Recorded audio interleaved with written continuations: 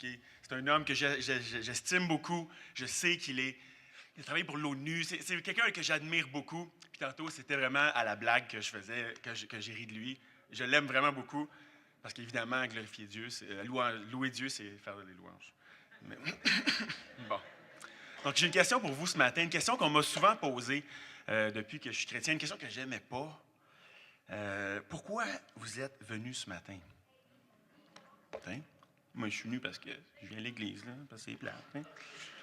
Non, mais quand on y réfléchit, je vous donne un instant. Il y a, selon moi, 3 catégories de réponses à cette question-là. Il y a ceux qui sont obéissants. Hein? Donc, en Deutéronome 6, on voit que Dieu dit à Moïse, donc verset 4, « Écoute Israël, le Seigneur notre Dieu, le Seigneur est un. Tu aimeras le Seigneur, ton Dieu, de tout ton cœur, de toute ton âme et de toute ta force. » Verset 13. C'est le Seigneur Yahvé, ton Dieu, que tu craindras. À lui seul, tu rendras un culte, et c'est par son nom que tu jureras. OK? Fait que c'est ça que la Bible dit. Moi, c'est ça que je fais. Première catégorie. Deuxième catégorie, il y a ceux qui ne sont pas convertis au christianisme ou qui, pour une raison ou une autre, considèrent qu'ils ont encore à apprendre et puis qu'ils ont soif d'apprendre, qui sont ici pour se faire enseigner. Alors, ceux-là, je vous dis, vous êtes en bonne compagnie.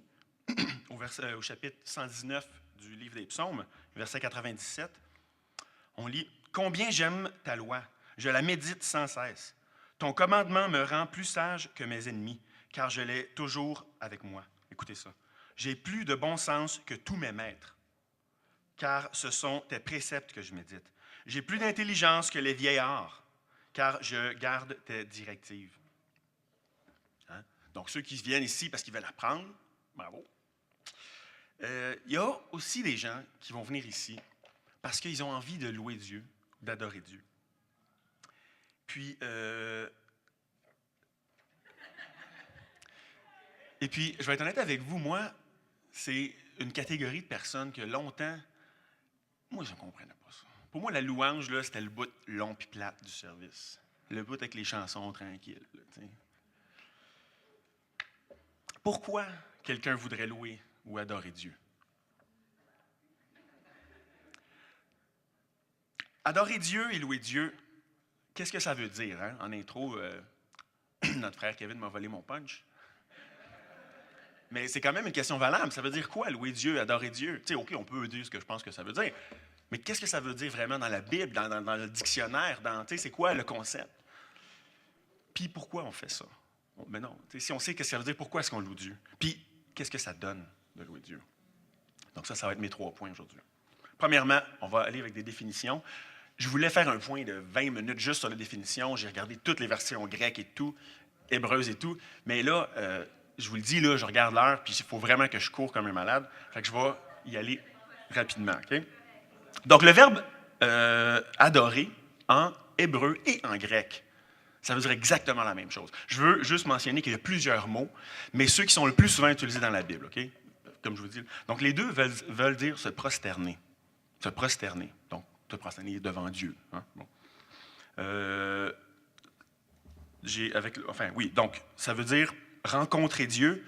OK, mon interprétation, là, je veux dire, de toutes mes études, c'est que adorer Dieu veut dire rencontrer Dieu et agir en conséquence. Si Dieu était là, moi, je tomberais la face à terre. À 4 pattes à terre, là, avec la face à terre, ça, c'est approprié devant Dieu. Hein? Puis, puisque la prière, c'est quand on parle à Dieu, on pourrait dire que adorer, c'est la forme ultime de prière. OK? Maintenant, louer Dieu. Louer Dieu, il y a beaucoup plus de mots, et en hébreu et en grec, pour utiliser ces mots-là. Puis, tu sais, c'est moins précis comme terme. Mais adorer, je veux juste une anecdote drôle. La racine du mot en hébreu veut dire pesant. Tu sais, quand il dit hey, lui, il est pesant, il est capable d'obtenir telle chose, ça veut dire qu'il est glorieux. C'est une expression que plusieurs personnes connaissent. Sur la construction, on dit tout le temps ça. Hey, lui, il est pesant. Enfin, donc louer Dieu. Célébrer, commémorer, vanter les qualités, chanter, remercier. Donc ça, c'est à peu près, ça revient là, dans les deux langues, puis c'est à peu près ça. Donc, on peut dire que louer Dieu, c'est vanter Dieu, soit en chantant ou non. Ça, c'est important de le mentionner. Des fois, on peut juste parler de la grandeur de Dieu. Ça, c'est louer Dieu. C'est pas obligé d'être en chant. Mais c'est clair, c'est vanter Dieu. C'est dire, hey, Dieu, il est bon, il est grand, puis essayer de le vanter. On comprend tout ce que ça veut dire. Donc, mon deuxième point, maintenant qu'on sait ça veut dire quoi, adorer et louer Dieu, pourquoi est-ce qu'on voudrait louer Dieu? Donc, là-dessus, j'ai un passage. C'est en Job, chapitre 38. J'ai des petits feuillets que j'ai perdus. Non, c'est là. OK. Donc, Job, verset 38. Le contexte, rapidement, OK? Job est tombé malade. Il a perdu tous ses fils, toutes ses filles, tous ses avoirs. Il est pauvre comme Job. OK? Puis, il est extrêmement découragé. Il y a 3 amis qui viennent le rencontrer pour l'encourager un peu. Puis, à un moment donné, ça ne marche pas. Puis là, il essaie de lui faire comprendre, écoute, peut-être que si tu as tout perdu et que tu es malade, c'est parce que Dieu veut te punir. Lui, il dit, non, parce que je suis juste devant Dieu, puis Dieu n'est pas en train de me punir, c'est pas juste ce qui m'arrive. Puis, il y a une discussion, là, à savoir, oui, Dieu est juste, donc ce qui t'arrive, c'est juste, donc tu as fait de quoi de pas correct. Puis, il s'ostine pendant une trentaine de chapitres. Chapitre 38, Dieu arrive. Le Seigneur répondit à Job du milieu de la tempête. Qui est celui qui obscurcit mes projets par des propos sans connaissance? Tiens-toi prêt, je te prie, car comme un vaillant homme, je t'interrogerai et tu m'instruiras. Où étais-tu quand je fondais la terre? Dis-le si tu es intelligent. Qui en a fixé les mesures, le sais-tu? Ou qui a tendu sur elle le cordeau? Dans quoi ces bases sont-elles enfoncées? Donnez-moi un instant. J'ai sauté des chapitres. C'est vraiment tout bon, ce chapitre-là. Je vous encourage vraiment à le lire. Là. C'est vraiment écœurant. Mais là, il faut que je saute. Chapitre verset 21. Il dit, « Tu le sais, n'est-ce pas? Car alors tu étais né et le nombre de tes jours est grand. Est-ce toi qui fais paître en leur temps les constellations et qui conduit la grande ours avec ses petits? Connais-tu les lois du ciel? Est-ce toi qui règles son pouvoir sur la terre? Peux-tu élever ta voix jusqu'aux nuages pour que les torrents d'eau te recouvrent? Est-ce toi qui envoies les éclairs vers leur destination? Est-ce à toi qu'ils diront, nous sommes là? Enfin, je vous encourage à lire, c'est vraiment... Tu sais, Job, il mange une moyenne volée. Le point ici, c'est que Dieu, selon lui, il est vraiment, vraiment meilleur que nous. Dieu. Hein? C'est ce que la Bible enseigne, c'est ce que la Bible semble dire.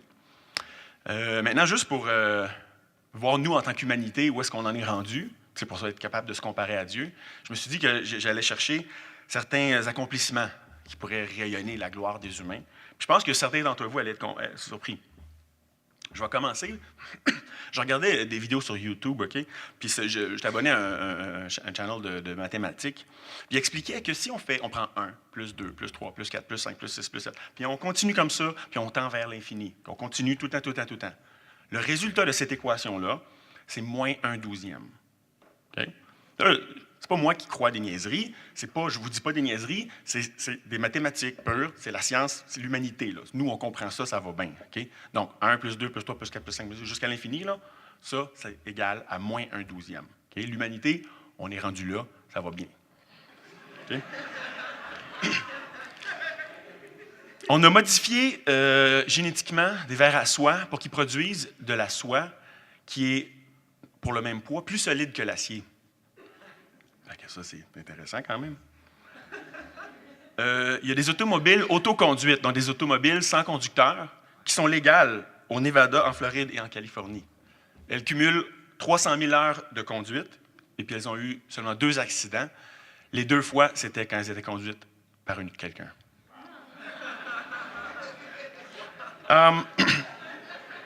Il y a ce qu'ils appellent, je pense que, là j'avoue là, que j'ai perdu la référence, donc là, je pense que c'est ça, c'est quantum sponge. L'idée, c'est que dans l'univers, il y a des particules qui n'existent pas, puis là, pouf, ils existent. Puis après ça, pouf, ils arrêtent d'exister. De même, comme ça. Ça, nous, on comprend ça. Ça va bien, là? Been there, done that. OK? Il y a un genre de stuff, c'est très utile pour les grands brûlés. Tu grattes un peu la peau, ça fait comme une petite brûlure. Tu mélanges la peau que tu as grattée avec leur stuff, puis après ça, tu sprays de la peau. Tu sprays le stuff, là, puis ça devient de la peau. Je ne sais pas si ça prend un certain temps, mais c'est de la peau en spray. Un dernier exemple, j'en ai vraiment beaucoup, mais comme je vous dis, j'essaie d'accélérer. Le dernier exemple qui, moi, me jette à terre, c'est l'armée américaine qui travaille, mais qui a travaillé, ça, j'ai vu une photo, là, sur une couverture d'invisibilité. Okay? Donc, c'est une couverture, pas de batterie. Ils appellent ça Quantum Stealth. Okay? Donc, c'est la photo que moi j'ai vue, c'était une fille qui était couchée sur le gazon, puis elle était en dessous de la couverte, puis donc elle relevait la couverte pour regarder le photographe. Fait qu'on voyait sa figure, puis on voyait que c'était sombre en dessous de la couverte, mais au-dessus d'elle, on voyait le gazon. Okay? Pas de batterie. Ça aussi, ça cache l'analyse calorifique, donc la chaleur. On ne peut pas voir ça cache aussi les ultraviolets. Hein? Fait que, on est quand même pas pire, je trouve. Tu sais, hein? Je veux dire, bon. OK, maintenant, on va considérer la gloire de Dieu. Okay? Donc, on va aller... Non, mais c'est quand même bon. On va aller en Exode. OK, je vais prendre une gorgée. Donnez-moi un instant.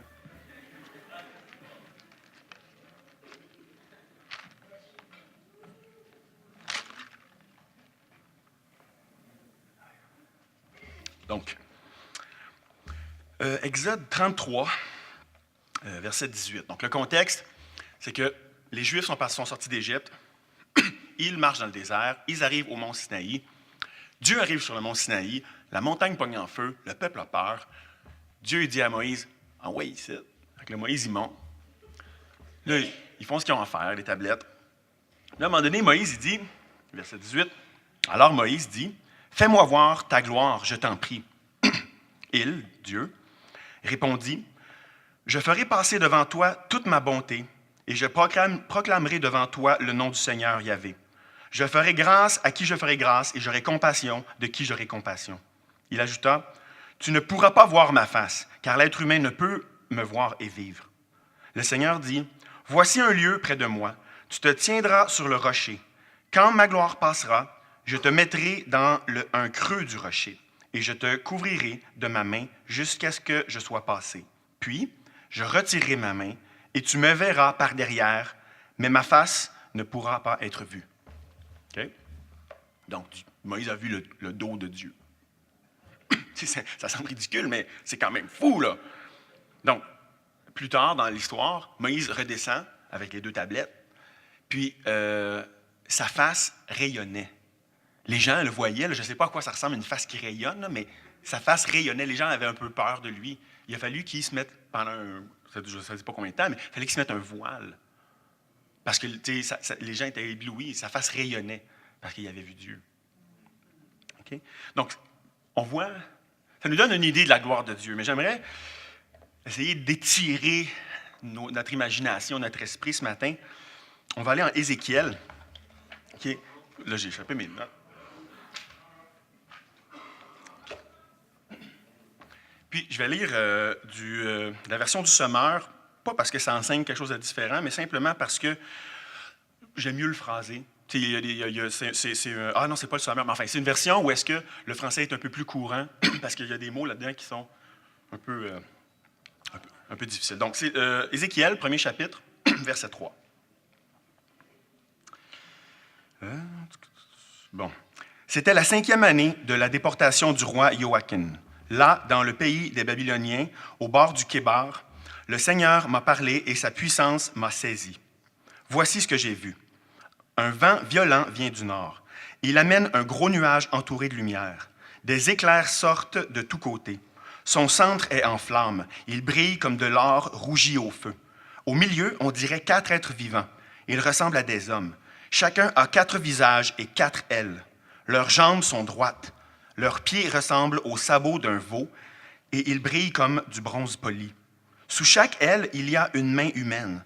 Leurs mains sont tournées dans les 4 directions, comme leurs visages et leurs ailes.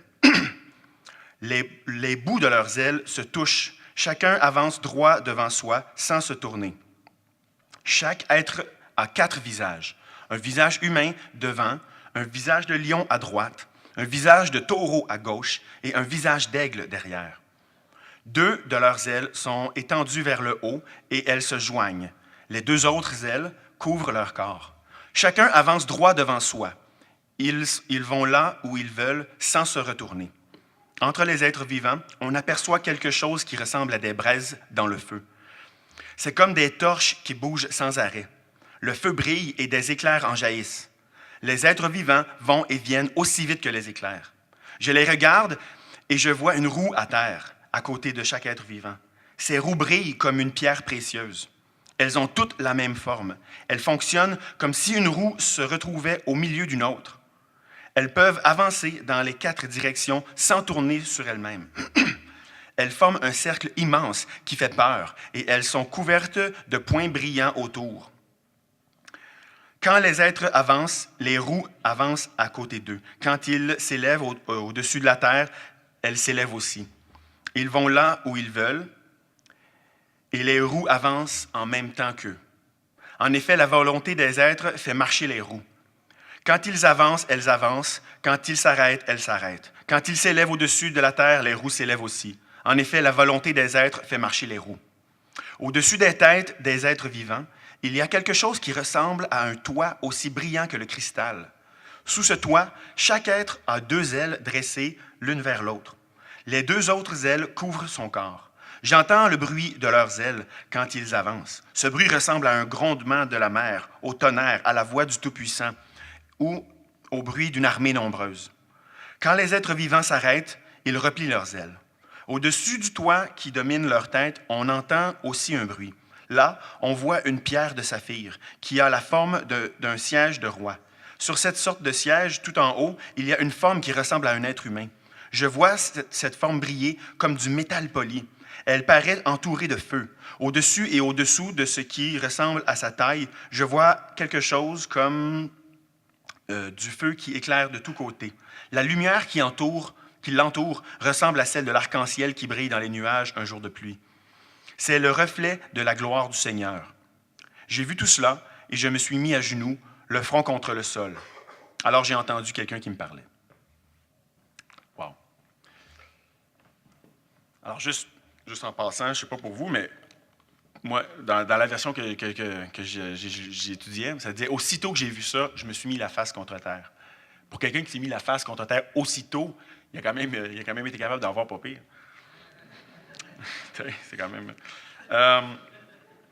Donnez-moi un instant, là, je retrouve mes cartons que j'ai échappés. Aïe. Désolé. Bon, voilà, je les ai. OK. Donc, la peau en spray, Ézéchiel. Donc, c'est ça. Tu sais, est-ce que ça explique c'est quoi la gloire de Dieu? Bien, plus ou moins. Mais ça dit, là, le dernier verset, ça dit que ça, c'était un exemple de la vision de la gloire de Dieu.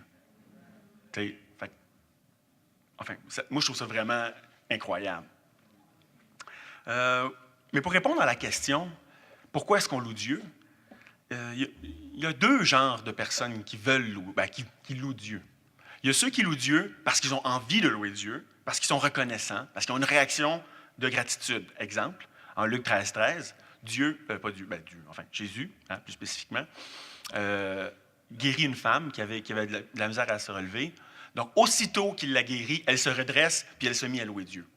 Donc, elle loue Dieu parce que, wow, maintenant, elle est guérie, elle peut marcher, puis wow, merci Dieu. Bon. Il y a une autre catégorie de gens à laquelle moi j'appartiens. Et puis, on loue Dieu pour se rappeler de la gloire de Dieu. Et puis se rappeler ses bienfaits. Un peu comme pour se mettre dans le mood.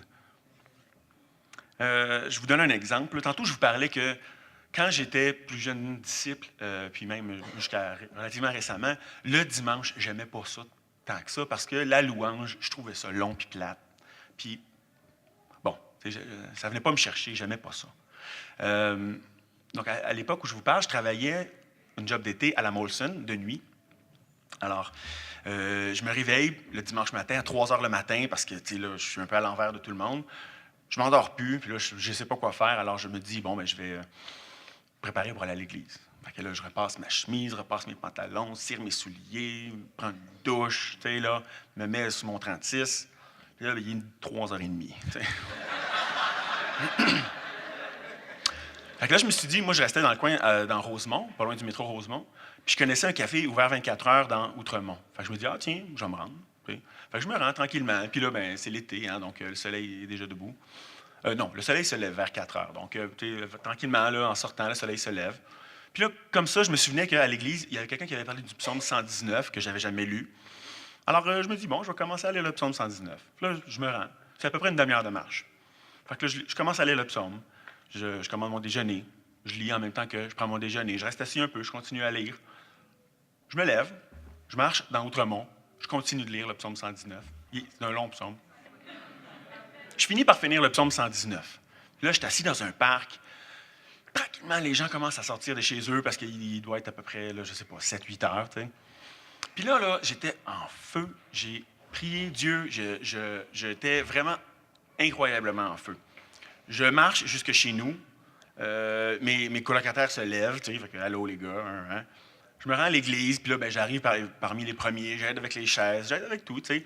Puis il y a plusieurs personnes qui m'ont dit « Wow, Simon, qu'est-ce qu'il y a aujourd'hui? » Là, moi, j'étais insulté. J'étais comme « Rien, là, voyons donc. » Mais je savais qu'est-ce qu'il y avait. J'étais vraiment en feu. J'avais vraiment eu un bon temps dans la Bible ce matin-là.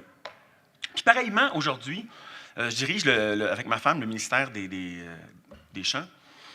Et puis, le fait de venir à 9 h le matin ici, puis de chanter pendant presque 1 heure, là, si on compte les réchauffements de voix, ça m'aide vraiment à me mettre dans le bon mood pour louer Dieu. Ça change ma perspective sur les services. Donnez-moi un instant. J'ai soif.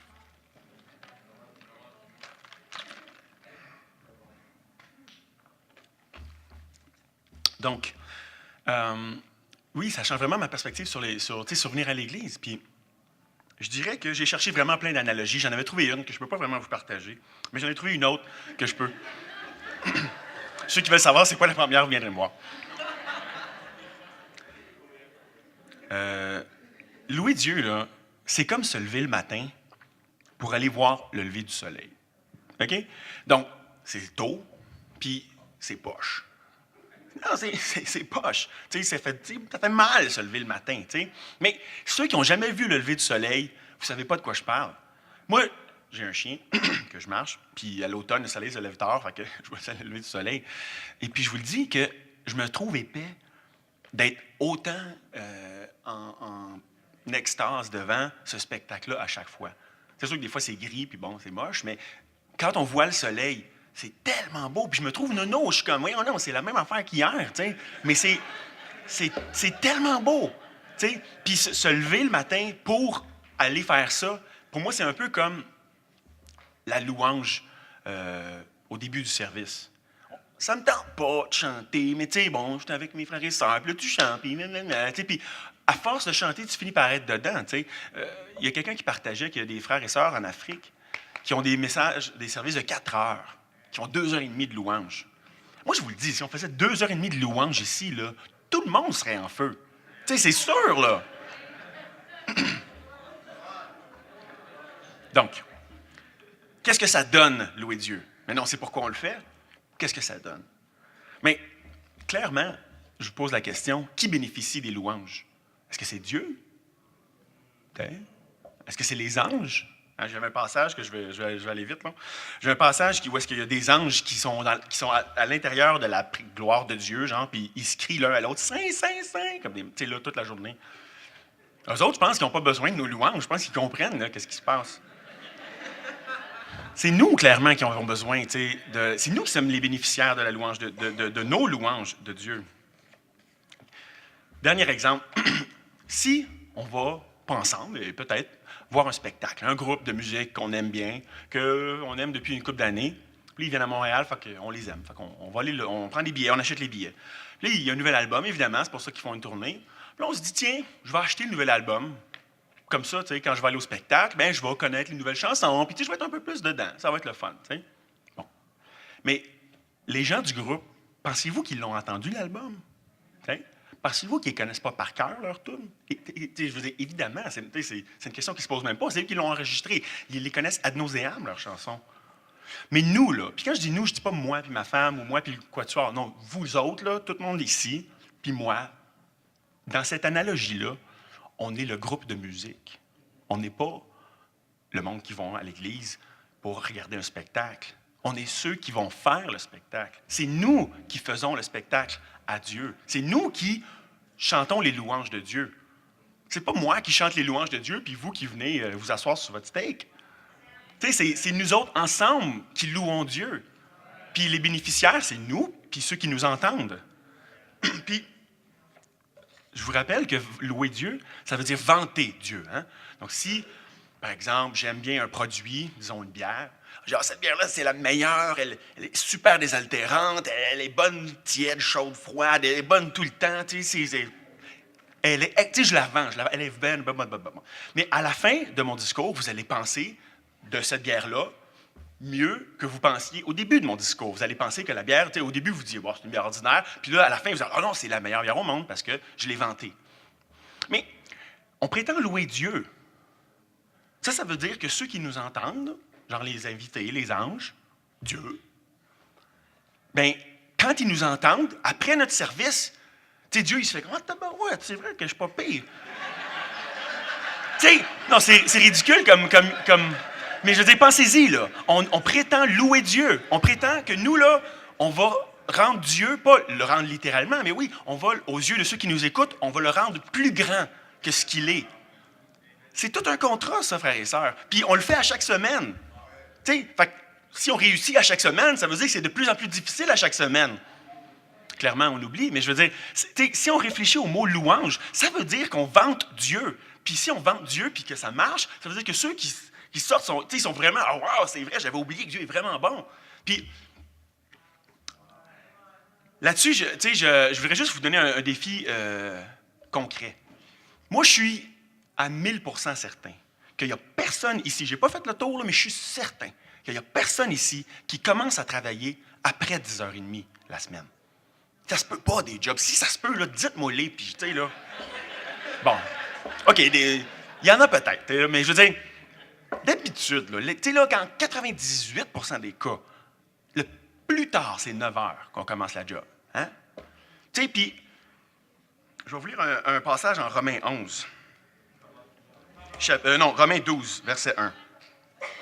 OK? Je vous encourage donc, mes frères, au nom de l'immense bonté de Dieu, à offrir votre corps comme un sacrifice vivant, saint et agréable à Dieu. Voilà qui sera de votre part un culte raisonnable. OK? Donc, Paul ici, là, il nous dit que si on offre notre corps au complet, mourir, là, ça va être un culte d'adoration raisonnable. Comme un type de 15%.